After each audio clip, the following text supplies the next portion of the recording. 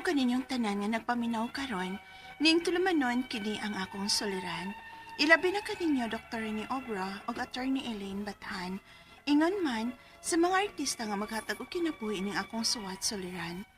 Ako si Fina, 24 years old og single. Nagpuyo sa Lahog, Cebu City. Punto legal kining akong suliran. Kabahin kini sa properties nga napundar ni mama ug papa. Aron inyong hisabtan, sugdon din ako sa dihang nag-edad pa lang ko og 19 ug namatay si mama. Ingon ini ang panghitabo.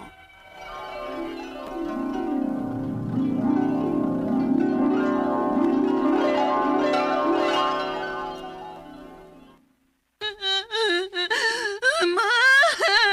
Yan ang gibiyaan man ko nimo, ma! Wala ka na si Papa, unya karon wa na samka. Pina, gusto na anak. Ayaw ka bala ka. Dili ka na mo pasagdan. Tiyo.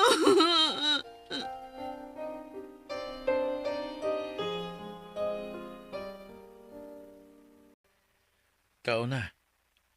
Pila nagkaadlaw nga wa kay taong kaon. Nagasiguro gid ko nga kung buhi pa lang tus mama nimo, dili gid siya malipay nga maingon anak ka.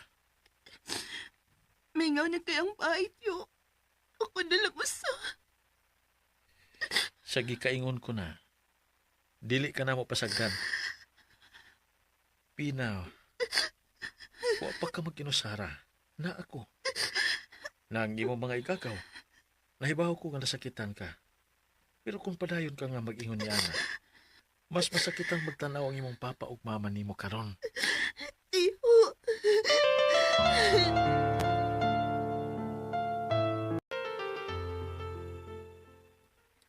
Okay na kagaw? Nilipaingon anak ka okay ka. Pero sakto si Tiyo. Salamat ninyo ha. Wa ko ninyo pasakti.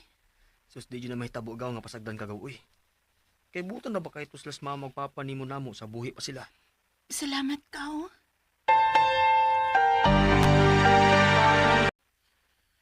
Ando na may nabiyaan nga tindahan sila si mama o papa nimo. Ako lang na'y bahala nga mapadagan ini. Ako lang mo atiman. Kay nag-eskwela pa man ka. Kung makagraduate ka na puhon, ikaw na'y bahala nga mo atiman ini. Ha? O Tiyo. Salamat yo. Basta pagtarong lagi sa imong pag-eskwela aron puhon, kay bawo ka nga mo atiman sa mga buta nga napundar ni mama nimo o papa nimo. O Tiyo. Salamat.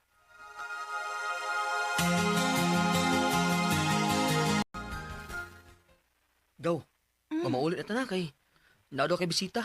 Ha? Kinsa man ko nakaw? Ang buti papa. Ingon man siya papaliun dayon ka kay importante ko no. Ha?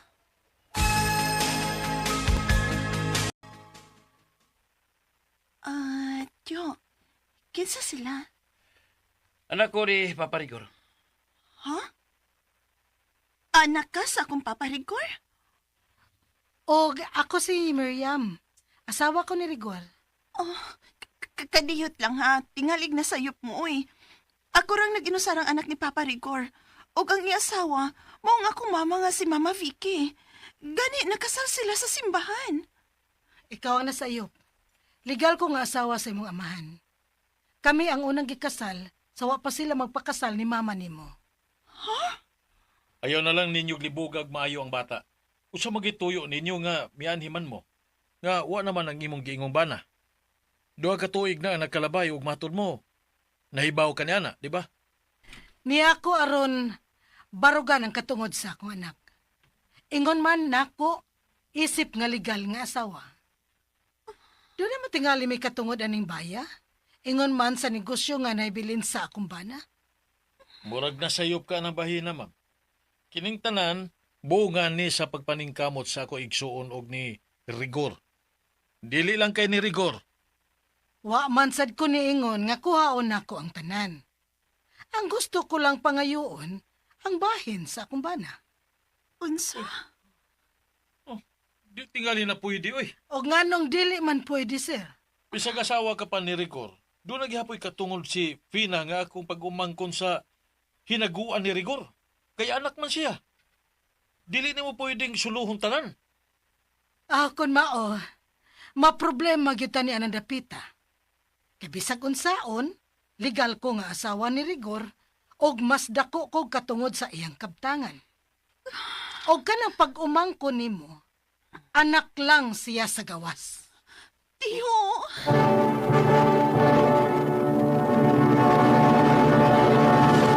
Recorded by X Thunder Gaming.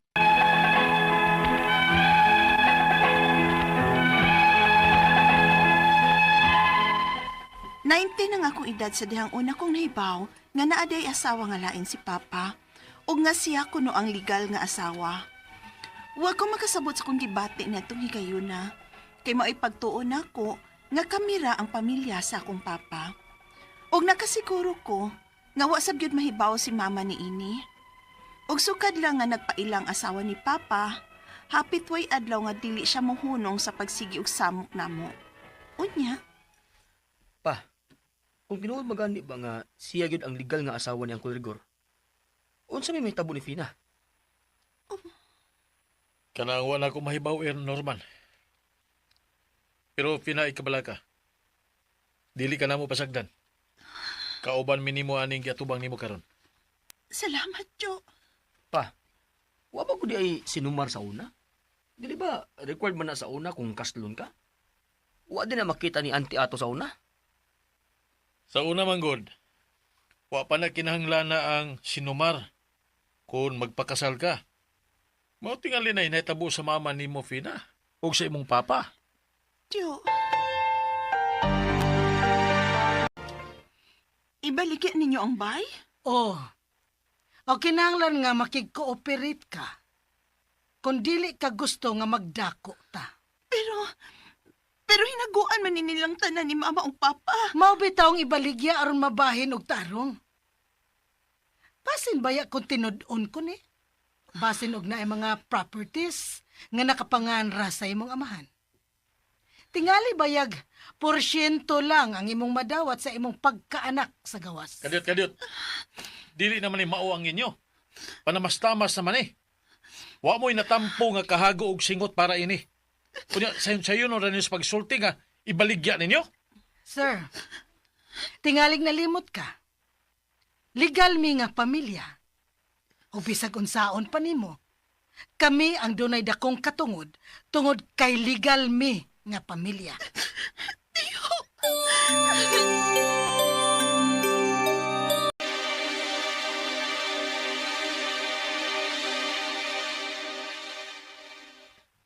Pa, kung ibaligyan nila ang bahay pa, asa naman lang mo po yung Fina? Dili mahimo nga ilang ibaligya ang bahay. Yun na say katungod ang ako manghod ini. Kay ilan ng hiniguan. Pero tiyo, unsaon naman lang kung iya kong ibaligya. Asa naman lang ko padungan. Fina.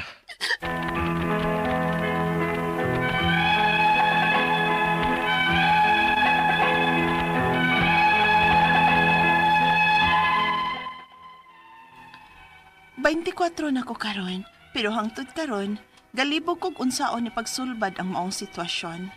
Ang akong mga pangutana mao kining mosunod.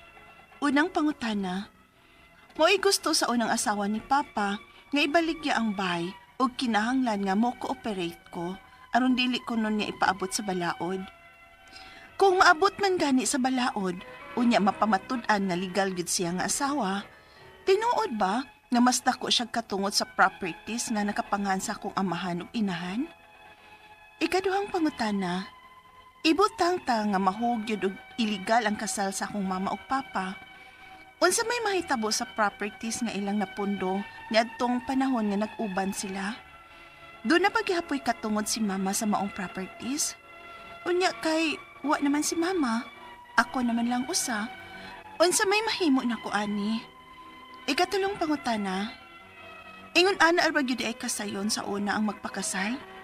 Ngano wa man mahibaw sa akong mama nga naa di ay asawang lain ng akong papa. Ikaupat ug katapusan, unsa may angay na kong buhaton? Unsa man nga supporting documents ang akong kinahanglan aron mas na ako'y katungod sa hinaguan ni mama ug papa. Wa man ko'y natampo bisan gamay ang legal nga pamilya ani. Ug dili sad sa ni mama kung nagbinuang man gani ang akong papa sa una. Palihog, tabang yung tambagi ko, kini ang akong suliran, Fina. Mayong adlaw mga suking tigpaminaw kini si Attorney Elaine Bathan ug ako karon ng muhatag ninyo og tambag tubag solusyon kalinawan sa inyong mga pangutana ug mga problema na may punto legal. Guys, ay na mo pagduha-duha ipadalagi ng inyong suwat sa suliran_612@yahoo.com or sa ato ang Facebook account nga kiniyang akong suliran official writers page. Pwede sad atong ipadala sa 3rd floor Jose R. Martinez Building, Osmeña Boulevard, Cebu City. Of course, maski unsang puntuhan na guys, no? Kita usa ka lisensyadong abogada. Pero ako ang partner, maski wa diri karon kay nabisi man, punto medical po ang iyang expertise, no? So punto legal, medical, personal nga mga pangutanag, mga problema, willing, andam, ready as always nga mutambag ug mutubag ninyo. And a big thank you and a big shoutout sa tanang mga maminaw nato live sa ato ang programa sa ilahang mga radyo, sa mga naa silahang mga tindahan, trabahoan karong adlaw, ang mga nagdrive, nagtrabaho, no? Kanang nagbuhat silang mga buhatonon, namilo, namlansya ba, nang laba ba,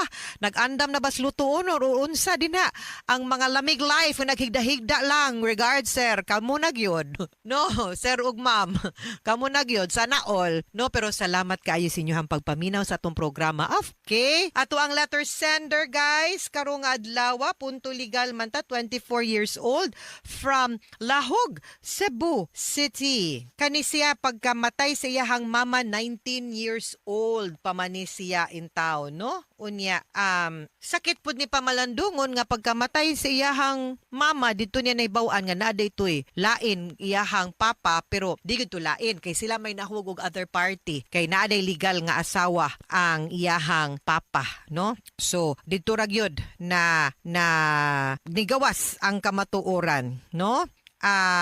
So karon medyo wa sagud kaayo nagkasinabot sad siguro, no, abahin sa mga properties mo niyang mga pangutana. Ibutang ta nga unang pangutana mao'y gusto kuno sa iyahang unang asawa ni papa nga ibaligya ang balay ug kinahanglan nga mo cooperate ko aron dili kuno niya ipaabot sa balaod. Kung maabot gyud sa balaod, unya mapamatud-an nga legal gyud siya nga asawa, tinuod ba nga mas dako siya katungod sa properties nga nakapangalan sa akong amahan ug inahan. Okay, kung ang property nakapangan sa imong amahan ug inahan, ang katungaan na sa imo gyud ng mama. Ang katungaan na mo nay mapunta ra sa imuhang papa. Dili gyud na pwede nga iyahang makuha, especially nga 19 years baya gyud silang nagkuyog, nagpuyo, no? So, I'd like to think nga mauna nga medyo naasad gyud sila napundar together. So, dili sad gyud, no, nga mahugyog ko ownership sila unya kung iyahang nga nilang duha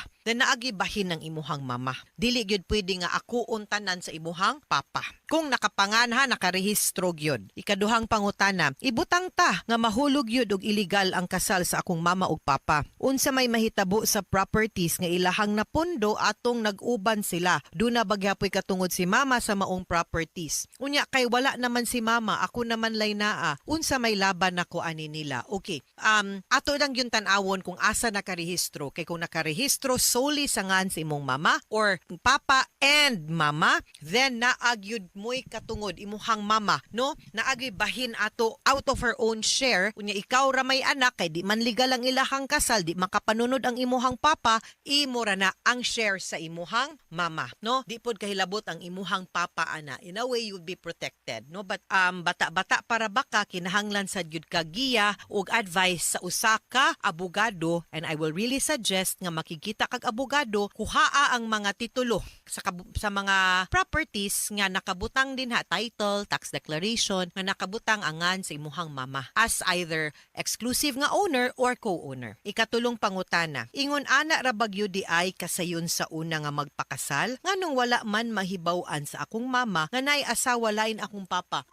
Siguro because ang ato ang records ba di man gud ni parehas dito sa gawas nga mas advanced ang recording sa mga dokumento, no? And mas naay way to be able to check it digitally or pinaagis teknolohiya. Kibaw baya ta sa una nga usahay gani hangtod ron, no, nga ang pagrehistro nato sa ato ang birth certificate ug kasal manumano fill up og papel, typewriter pa gani, karon pa na computerized. So labi na sa unang panahon maglisod gyud. Kay sayon raman kaayo usay ilisang pangan ana ba. At least karon no nanay sa Numar, sa local civil registrar o sa PSA nga pwede nila ma-monitor, no? Ana gyud. Mao nang nakalusot na sa una. Karon medyo lisod na. Pero mo lagi na mo bitong naatay balaod para pagpunish, no, pagsilot sa mga tawo nga mubuhat ana kay abi nagtuo silang sayon abusahan ang balaod nga nagdumili man gyud unta sa usa ka tawo nga kasado na to enter into another marriage maupod na. Muna naatay law punishing that. Ikaupat og katapusang pangutana unsa may angay na akong buhaton. Unsa man nga supporting documents akong kinahanglan aron nga mas na ako'y laban sa hinaguan ni mama ug papa. Wala man gyud natampo bisan gamay ang legal nga pamilya ani ug dili sad sala ni mama kung nagbinuang manggani akong papa. Okay, I really think like I said you need a lawyer para ani kay kung naasad gyud may marriage certificate unya inosente man ang imong mama, ang imong papa mo'y nakasaan na. In fact, the properties will go to the innocent spouse, no? Nga mapunta na siya dito nga posible ganing makuhaan og katungod ang imong papa maski pa sa iyahang bahin nga mapunta didto kay wa man mo kabaw kay kung kasado sa gyud sila naa gyud po'y marriage certificate nga magpamatuod nga kasado sila nga siya mo'y nakasa dihan dapita pwede gyud ma-forfeit ang iyang bahin in favor sa imong mother and in your favor as the legitimate heir sa imuhang mama. Pero komplikado gamay, dili pwedeng ikaw-ikaw lang kinahanglan ka moduol og abogado ha. Daghan man kaayo pwede ka moduol og PAO office no para magpatambag or a private lawyer din sa Cebu City. Mga suking tigpaminaw hinaut unta nga naamoy nakutlo na pagtulunan karong adlaw. Kini si Attorney Elaine Bathan. Daghan kaayong salamat sa inyong pagpaminaw sa atong tulumanon. Hangtod sa sunod nga sugilanon dinhi gapon sa atuang programa kini ang akong suliran gikan sa RMN Production Center, Radyo mo Nationwide. Tatak RMN, daghang salamat ug maayong adlaw.